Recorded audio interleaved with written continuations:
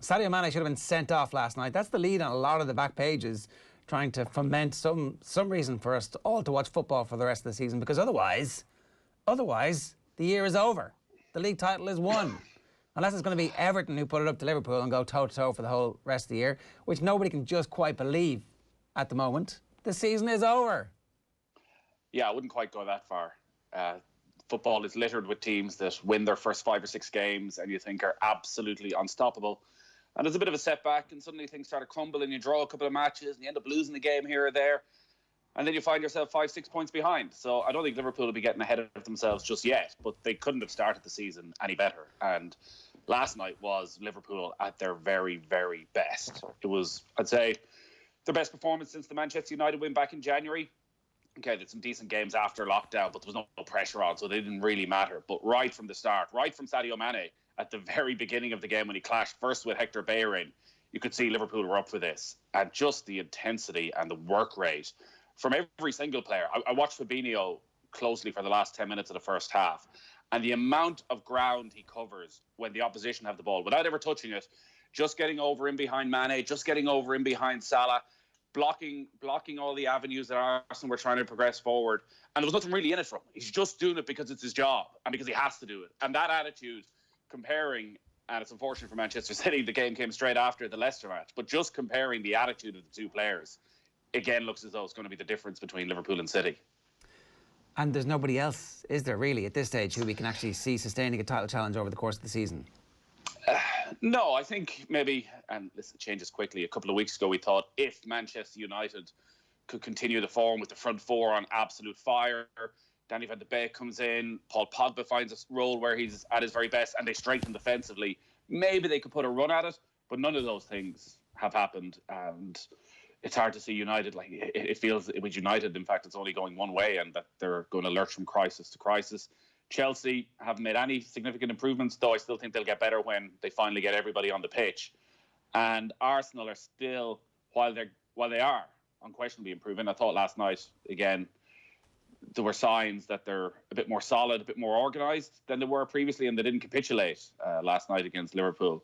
They're still just too far behind. So it is Liverpool, Manchester City. Unless Ruben Diaz comes in and is some sort of Virgil van Dijk style transformative figure of that Manchester City team, not just in terms of his talent, but in terms of can he change the attitude? Can he somehow bring that dressing room back together and get them doing what Pep Guardiola had them doing 3-4 seasons ago? Well, that's what the papers are saying this morning. One of the coaches who worked with him as a kid said that on his first day of training at Benfica, he was given the old thing to Luis Shaw, who had to turn around and tell him to shut up. And it's several years ago. Since then, he's become a leader and a man. And at 23, he's ready to ascend to, you know, the role of the new Vincent Kompany. Yeah. Are the rest of the Manchester City dressing room ready for that? Or when he comes in after 3 weeks of it going, see this guy, the manager? We've had to listen to this for 4 years and we're a little bit sick of it right now. So we're kind of done. But maybe. And that is the hope, because it doesn't look as though Liverpool are going to go away. It looks as though they're going to be pretty much as relentless as they were last year. I didn't think they'd get to 90, 95 points again, but going on last night, you wouldn't bet against them getting quite close. It could be a sense where, I know it feels like it's a leap to a conclusion that the title race is already over on the evidence. It's obviously not, but seriously speaking, it definitely could be over by December because of the games that they play, the immediate aftermath. It's Manchester City right before the international break, Leicester City right after the international break in November. The Leicester game is the 21st of November. If they win those games back to back, there is definitely a sense of unease about where United, Arsenal and Chelsea are at, that Liverpool just simply can't be caught from that position. And that's what happened last season. It was around that November time when Liverpool played Manchester City first time out, where City had dropped points the previous week and Liverpool all of a sudden had an opportunity to open up. I think it was a 9-point gap at the time, which they did. Still think it's a bit early. We're only 3 games in. I know. You were making the point history is littered with teams who win their first 5 games. History is not littered with a brilliant team like this Liverpool side who, there aren't that many times where an amazing team who are clearly the class of the group establishes early doors what's going to happen. The Man United team used to do it where they would win, they would break the soul and the spirit of all of their opponents very early on in the season and nobody could catch them. It was pointless even dreaming to catch them. Oh, and everything that's happening now feels like the reverse of what was going on with Liverpool in the mid-90s and Manchester United back then, where you would look at teams going to Old Trafford and think they've thrown in the towel before they even got there. Like they're not even attempting to win this game. They know they're beaten before they arrive at the stadium. And I think the vast majority of teams that Liverpool play, you look at them and it seems like that as well. And Liverpool aren't going to give most teams a sniff. And I could understand in a way why Klopp was a bit annoyed with what he heard, even though Roy Keane has obviously been incredibly complimentary, because he was looking at that and thinking, all right, we made one mistake by Andy Robertson. But aside from that, it was pretty much flawless. And I suspect he may have come from other interviews where maybe there were questions about other opportunities, but like some of them opportunities were offside, where people are looking at those as, well, oof. And maybe that'll be accentuated with the new way they're dealing with offside and leaving it longer. They're offside. So he's looking at that as perfect defending. And the way Liverpool play with as high a press as any team in world football, offside is a key part of the defensive system. So if the flag goes up straight away, it looks like good defending. If Lacazette goes clear through and maybe should take the chance, and I know there was one other one, I don't think Klopp has an issue with that. And I think he looks at that as actually, that's us doing our job to perfection. Well, Lacazette should have made it 2-2. Yeah, he had that one opportunity. But teams are always going to have chances. But I'd still say I don't think he's awake at night worrying about where Liverpool are defensively. They've conceded 4 goals so far this season. 2 of them were horrendous individual errors. So maybe there's, Van Dijk's was different to Robertson's last night. And they've conceded 2 absolutely sensational goals from Leeds, which is the sort of goal they can always concede when they're pressing that high. That if a team has the quality in their locker to pick them apart at the right time, you can get in behind them. But they just suffocate the life out of teams. So there's very few players or teams that have the quality to do that. So they'll take that chance. Like, that is the risk you play with this system. So he's never going to change that. And the chance of most teams scoring a goal like Leeds did in the first game of the season are very, very slim. We've seen it, the odd time here and there across last season as well. But that is what you're doing when you're pressing that high. Hopefully, as a neutral in this, there's a template there from what everybody has seen, and we want Liverpool to drop some points at some point, particularly early on in the season, to give everybody a sense of it. Comment from Richard on YouTube: dodged the Mane chat straight off the bat. Textbook political tactics there, Nathan. Sadio Mane should have been sent off for the elbow. It would have been a different game. Yeah, of course it would have been. And I think on first look, it definitely looked like a red card. When you saw the replay from the other side, maybe the elbow wasn't quite as sort of straight in. It was more a straight arm than a straight elbow. Owen, you may disagree strongly. I thought on first look it was a red card for sure, but it was always going to be a yellow card. There was never any doubt that he wasn't going to survive that. Like, what I found interesting as well is that at the start of the second half, Trent Alexander-Arnold goes in on Kieran Tierney, leaves a little bit on him, and I guess maybe I'm just reading too much into this. It was the same player, obviously. There was a lot of talk before the game where it's like, yeah, we can expect Arsenal to hurt Liverpool down the left flank. It's the left flank. It's Tierney and Aubameyang. They're going to do a bit of damage to them. And I wonder if they thought to themselves, let's just hammer the hammer. Let's just pin them back into their own half, show a bit of aggression, leave a mark on them, sort of thing. And I'm not sure if that's just too much of a leap from me there. To target Kieran Tierney, maybe, but played in the back 3 like that, Tierney's never going to get forward as much as Arsenal would have wanted. And like, the difference between this game and the Community Shield was all about Liverpool, was the intensity. So Arsenal obviously scored that brilliant goal in the Community Shield, and they scored some brilliant goals building from the back. It's a friendly. No one cares about the Community Shield except Arsenal. No one cares. Liverpool didn't care about it. It was friendly. They didn't. But I think that actually it showed the difference in attitude last night massively from the Community Shield. Yes. Arsenal had a lot of time to play it out from the back, whereas time and time again, Liverpool had them right penned back inside the 6-yard box. And that's what they do. That's what they do to all teams. Look at the goal Sadio Mane scored against Chelsea from the kick out from Kepa. Like, the press is getting higher, if anything, from Liverpool. Okay. Just suffocating the life out of teams. So there wasn't much Arsenal could do about that. You've obviously seen a lot of Klopp. Why is he reacting to Keane? There's a theory that is just beginning to form that perhaps he is a little bit concerned about something. That maybe the sloppiness in the Leeds game, and actually Leeds' template for punting the ball into the corners and trying to win a race with somebody fast, creates lots of opportunities, and there's a bit of a template there. And Lacazette should have made it 2-2 last night. That there is a possibility that something has slipped to a point where he's just not as confident as he always has been about this team. No, just before we get to Klopp, firstly on the Leeds of setting a template, like Leeds play like that week in, week out. So they're well prepared to go and take on Liverpool in that sort of game. If Aston Villa take on Liverpool in that game on Saturday, they're going to get beaten 5 or 6-0. Like Aston Villa need to sit tight and hope for the best. That is what Aston Villa need to do. Try and stay in the game for an hour. If they try and go and play that game, long balls down to the corner, pressing up high, not letting Liverpool out, they're going to get absolutely hammered. So I don't think most teams can do that. Did so Leeds I don't goals think not come on the counter, though? Did Leeds goals not really come on the counter? No, but not really. No, they were building out from the back. I mean, it was like long ball to the midfield, long ball to the left wing, bang, goal. Keeper rolls it out, or comes up the left-hand side. There's a bit of space inside his own half, and it's a long ball down the left. But again, Liverpool are always going to press high. But I don't think it was that Liverpool had committed too many men forward. Like, Liverpool will always play like that. But that, like, I don't think a Villa or a Newcastle or any of those teams are set up that when they lose the ball. So Leeds, when they lost the ball then, were actually very well set up most of the time. So they could keep Liverpool back inside their own half for long enough to reorganise themselves. I just think other teams, like, they don't play like that week in, week out. So you can't just suddenly try and change it for Liverpool and become more attacking against Liverpool. It is an accident waiting to happen. On the Klopp thing, like, he's always surprisingly intense post-match. Touchy. Yeah, even when they win. The one thing that always surprised me was that, like, he'd come over after doing his press conference and he'd come and talk to the radio lads for 5-6 minutes and they'd won, and you'd always think he'd be very chilled out and relaxed and laughing and joking. It was always all business. Very few smiles, real intense, almost waiting again for that sort of criticism, particularly if they had one where he was happy and he felt they'd done their job, that if there was any little bit of criticism, he was ready to hop on it.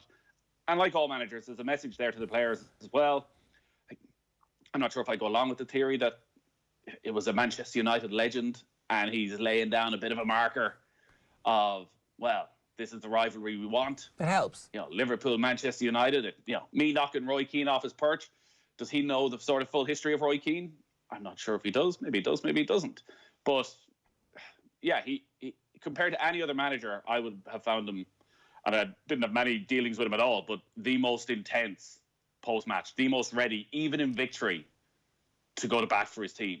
So this is part of his character. It's also part of how he does business. We're not to think that this is somehow him stepping out or responding in the moment to Keane. It was like, whenever anybody attacks me, I am going to go on the attack, and that's what my players expect. And as Eoin was saying, it's all that. How did you describe all that stuff about it meaning more? Well, I think it's what Nathan said there, willing to go to bat for his team. And I think that you can talk about all the, mystique around Liverpool Football Club. This means more, everything around the whole aura of Anfield. But Jurgen Klopp has tapped into that unbelievably successfully. And part of that has to be going to bat for your team every single night. And if it's Roy Keane, if it's Jeff Shreves, it doesn't matter. Whoever it is saying it doesn't matter if they're a former Manchester United player or not. Jurgen Klopp is going to come at you if you say anything about his team. You may say that's unreasonable, but there is a reason for that from Klopp's perspective and a psychological reason for that from his perspective, and I think that's fair enough. But it is also fair enough to say, yeah, you're being a little bit prickly, mate. Yeah, absolutely. And I think it was Roy Keane would probably be a bit annoyed when he came off air last night that all this happened, if he felt, because of sort of technical issues and they couldn't have a proper back and forth about things, where, Keane was obviously been very complimentary about Liverpool by and large and said they were a bit sloppy, which they were. Like, I think, Alexander-Arnold in particular in the first half gave the ball away on 3 or 4 occasions where they weren't quite at it. But Klopp is without question, I'd say, coming off thinking, Arsenal are one of the best 5 or 6 teams in the Premier League right now, and we've played them off the park. We've pinned them into their own half, and it's one of our best performances in months and months and months. And the first thing I hear when I put on my headphones is sloppy. So, yeah, it's the type of thing Ferguson would have done. It really is. Exactly. And I think there's a sort of a different view of Klopp because of the nice guy persona that is out there. And I'm sure it's not a persona. It is what he is when he's not in this psycho intense mode. But because he's so jovial a lot of the time, people expect that all the time. And when it sort of flips, it's like, whoa, what's going on here? Whereas Ferguson, there was always that intensity. The hagiography that surrounds Mikel Arteta is interesting when you compare and contrast it with the knives out approach to Frank Lampard. I understand that there's 250 million difference in the spending, but it's fair to argue that neither club has actually made that much progress in terms of the table since the arrival of the two managers. Again, Lampard's been there a good bit longer. I just think it's interesting that Mikel Arteta is the second coming of Jesus Christ, according to most of the stuff that I read and how the conversations go, and yet it seems to me, I'm doubting Thomas here. I want to put my hand in the gaping wound. I want to feel the fleshy blood and see, okay, actually, you are the second coming of the risen Lord here, Mikel. I can feel the bits where you've been stabbed. Who were the knives out for like Frank Lampard? Like, sorry, Nathan, I know you're trying to come in there. Just one quick thing on that. I think it's very important to judge the basis here. Chelsea were Premier League champions 3 years ago. Arsenal haven't won a Premier League title since the Invincibles. They've stagnated for so long. And yes, your own argument falls down when you mention the 250 million. It falls down immediately when you say that. Yes, Arsenal have made bad signings themselves, but that is why there is a difference in standards. They're coming from a higher base, and they have spent a lot more money. Arsenal still look like the same flaky Arsenal when the moment came, when it was going to be 2-2, when you were going to put some pressure on the champions and make them think again. Straight at the goalkeeper. Thanks very much. That's what you get. Is that a Mikel Arteta? Is that a club-wide failing in your view? I mean, I can just go by the fact that the manager's in charge of how everything works, and Arteta, as the second coming of Jesus, is supposed to have his striker make it 2-2. There's nothing he can do about that. They create a chance, as you say, they score that chance, and suddenly it's a brilliantly organised Arsenal team who've held out and shown a bit of character. I don't think you compare Lampard and Arteta. Arsenal have been in some sort of existential crisis for a decade at this stage, where the supporters don't trust the players, don't like the attitude, don't like the style, just didn't like the club. Like, they were quite literally fighting with each other in the stands at times. I think back to when Liverpool went 4-1 up at Arsenal 3-4 years ago. So that's where they're coming from, a low place. They want to be better organised. I think they're realising it's going to take a long time in a climate where they're not spending more money than anybody else. So they need a manager who can just get them organised and bit by bit try and build themselves back up. Chelsea have splashed the cash this year and have said, yeah, I've done that with an expectation that they should be pushing closer to a Premier League title. But I think Arteta's done well. He has them playing a definite style of play, which will be good enough to beat the vast majority of teams. It's a more attractive style of play. Again, still think there's questions about them defensively. He doesn't seem to know exactly who his central midfielders and what his best selection there is. So there's a lot of work to do. But from where they were under Unai Emery, and particularly in the last while under Arsene Wenger, I think they've made pretty giant leaps. How do you see that, though? Like, what can you I am just asking questions about this, right? Because I really hope that Arteta makes Arsenal a force to be reckoned with, and their attacking trio is pretty exciting. But I'm surprised at how quickly everyone's like, "Oh, this is great! This is brilliant." But they weren't in that game last night. All of the reports in the papers, apart from the suggestion that Mane should have been sent off, which would have changed the game, even then, from what I'm reading, 10-man Liverpool would have bossed the game and won it 2-0 because all of a sudden they're on edge and the mistake doesn't happen. Where's the evidence, really? They won the cup. Villa beat Arsenal last year at the end of the season. Yeah, but you're comparing Liverpool last night to, if not the best team in Europe, the second best team in Europe. And they're a long, long way away from that. Arsenal were taking on one of the top two teams in Europe last night. So they're always going to struggle against a team like that. And it will be some sort of a smash and grab if they're to go and win that. But, sorry, I've just got a 2-year-old smashing the place up in front of me here. Smashing and grabbing. She's just not happy with my Arsenal conversation at all. She's like, let me in. What is this guy on about? Can I just me anyways. Just I know what you're trying to say in a wager. What is the actual measurable way of progress? Because there was a lot of bad results under Arteta at the end of last season. You said you'd be happy with a 6th place finish if they were pushing for 4th, Owen. That's I didn't say that.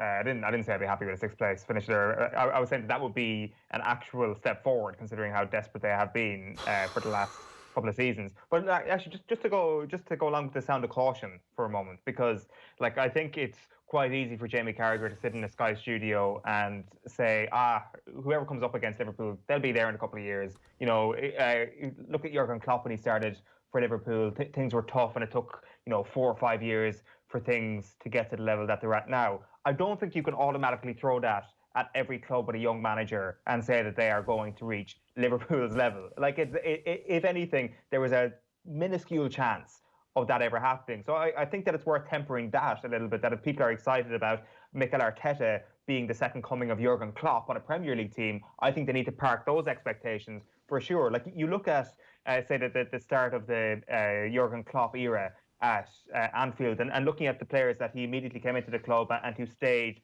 to their current day of success. And I know he's gone now, but you had Dejan Lovren, who was 26. You had Joe Gomez, who was 19. You had an athletic freak in James Milner, who was the outlier here, who was 30. Henderson was 26. Firmino was 24. And this is the sort of age profile you're talking about. In the second season, then, when Wijnaldum is in there at 26, Sadio Mane is in there at 25, and Trent Alexander-Arnold comes in at the age of 18. If you're basing Arsenal off that base, look at their front three right now. Pierre-Emerick Aubameyang is 31, Willian is 32, Lacazette is 29. They're not going to be there at the end of this 3, 4, 5 year plan. They're certainly not going to be playing at their current level unless Aubameyang is a James Milner type freak, which I accept there is a chance. But it's not going to be the same level of a vertical-esque curve that Liverpool have shown. Like, you go back to midfield, and Nathan's dead right that there are so many issues here as well. Like, I mean, Xhaka is 28, Elneny is 28, but actually the problem there is not their age at all. It's that they're very ordinary midfielders. And I know that they're trying to go out and sign Partey or Aouar, and they're both of the right age profile.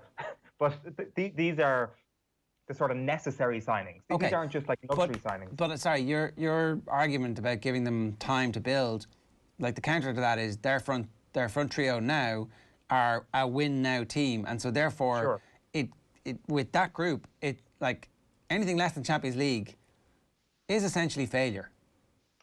My point is that they have made progress under Mikel Arteta. My point is that, and my point there about the age profile is that people who are getting excited about this being a project for the future needs to check their expexpectation in case the checkbook doesn't come out. But then they're trapped. Would a top four? They are trapped. That's a good point. Like, they are. You're right. They are. But remember, they did well to finish in the top half of the table last season. So finishing in the top 4 would be progress. And they are trapped because if they're not going to go and spend the money that their rivals are, they have an aging squad with their best players at the moment, from David Luiz, who seems to be an important player and gets put in on the big nights, to Aubameyang and Lacazette. So it is a very different thing. There's a few good young emerging players that he needs to keep. So that's the challenge of somehow getting that balance. But that's why I think there's been progress. They're good to watch again. They have a definite style of play. They look like a team who are well coached for the first time in 5 or 6 years, who have a game plan when they go out there, even if it is against Liverpool, to sit back, to soak up the pressure and try and catch them on the counter-attack. I still think that's a huge step up on where they've been over the last 2 or 3 years. But there may well be a peak for this Arsenal side that is challenging for 4th place. And that just may be the way of the world for Arsenal right now. I'm not sure they have the resources. Like, Liverpool, remember, bought Alisson and Virgil van Dijk. They spent up on 130, 40 million to improve the 2 key areas they needed to from a position of strength. Do Arsenal have that money? I'm not quite sure. And if they don't, how do you do that? Well, Liverpool didn't have it either. They had to sell Coutinho to get it. Sure. Just on your point yesterday, you were talking about Pep Guardiola. What players has he made better? Let's use that yardstick to judge Mikel Arteta by, if you're not going to accept the FA Cup as a yardstick. Like, we start with the front. Lacazette, better player under Mikel Arteta. Granit Xhaka, better player under Mikel Arteta. Mohamed Elneny, better player under Granit Xhaka. David Luiz, better player under Arteta than he certainly was under Unai Emery. You can compare him with Chelsea all you want. Hector Bellerin, better player under Mikel Arteta. Is Bellerin now better than, like, when he was the outstanding right back in the Premier League? Yeah, he's back to that level. But he's not actually a better player. He's just getting... He's improved under Mikel Arteta than he was before Mikel Arteta was at the club. Like, I mean, if you're going to use that yardstick for Pep Guardiola, you've got to be able to stand over that yardstick. Yeah, and fair enough. If you're telling me that he's making all these players better than that, that's your answer to the question about prove to me that he's making progress. The players are actually getting better. I just think that when you do have as you keep pointing out, this really old attacking trio that you're basing this season's success on, you've got to have success this year. And so falling short of the top four is going to end up being same old Arsenal, not quite good enough for the Champions League, which is essentially where they've been trapped since the end of the Wenger era. I do want to move on because we can come back to this and there'll be loads more evidence coming to it. All I'm saying is colour me sceptical until I see something that I haven't seen from Arsenal in the last half decade or 8 years or however long it is since they were actually properly competing for titles. The Ireland squad is going to be named today. A lot of pictures of Jack Byrne on the back of the papers. Obviously looked sensational against the second-string Dundalk team the other night. Is that the main point of interest here, whether or not he gets in the squad for the Slovakia game, Nathan, or is there other stuff for us to consider? No, I don't think so. Jack Byrne will be the one that people will focus on. He's in far better form now than he was when the last squad was announced. I know people were talking about, maybe because the League of Ireland games might have had to been cancelled, he would have had to quarantine, things like this. He just wasn't playing well. I think maybe he'd had a couple of injuries in pre-season before the restart. Whereas now, again, he's comfortably back to being the best player in the league. And there should be spots in the squad. He only named a 23-man squad last time because of travel restrictions and the bubble and all that sort of stuff. But Ireland have 3 games in a week, 3 games in 6 days. So I'd expect he's going to add a few more players because he's going to need to use everybody over these 3 games. Robbie Brady has a bit of an injury. Troy Parrott is going to miss the squad through injury. So there's a couple of spots there. I'd expect he'll add either Kevin Long or Jimmy Dunn. Both? The squad as possibly both. He didn't name any centre-halves, even though he brought in Darragh O'Shea. So if he can, I would say he'll name a 27, 28-man squad. Maybe not all of them travel to Slovakia. But no, unfortunately, there's not too many outside of the sort of 23 who you're saying have got to come into this.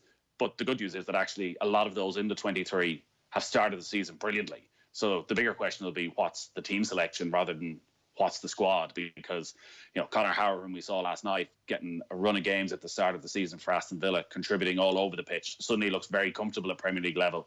James McCarthy started the season really well, but in a midfield too for Crystal Palace. So again, is there a change potentially in system to get the best out of him? Jeff Hendrick wasn't great at the weekend, but obviously is playing week in, week out. And like the main question that he's going to be asked today is Seamus Coleman or Matt Doherty. And right now, it's hard to see how you don't play Seamus Coleman. You have to play Seamus Coleman, don't you? I think he does. And listen, we can sit here all day and talk about what a great character Seamus Coleman is. There's no question about that. And he's the captain of this squad. And he's not picked. He will do the right thing. He will not throw his toys out of the pram. But on the form he has shown, you've got to pick him. You have got to reward that. You've got to look at his experience. You've got to look at the type of game we're playing away in Slovakia in a playoff, with just how important it is. You cannot afford any defensive slip-ups. And I think you have to look at the way Seamus Coleman has responded, and you have to start him. You may try and fit Matt Doherty in somewhere else, but I just don't see how you don't start Coleman. I think even for the interaction with Kieran Gibbs, you're like, that guy's in my team. For the game against Slovakia, that guy is in my team. Yeah, but that's Coleman. Seamus Coleman should be on Paul O'Connell levels of adulation in this country. That's the type of leader he is. That's the type of character he is. Maybe we don't get to see it as much because that's not what you can be as a football captain compared to a rugby captain. But he has been the man in that Everton dressing room for 6-7 years at this stage. He is the one who is calling the players to order as they go through a succession of managers and underachieve.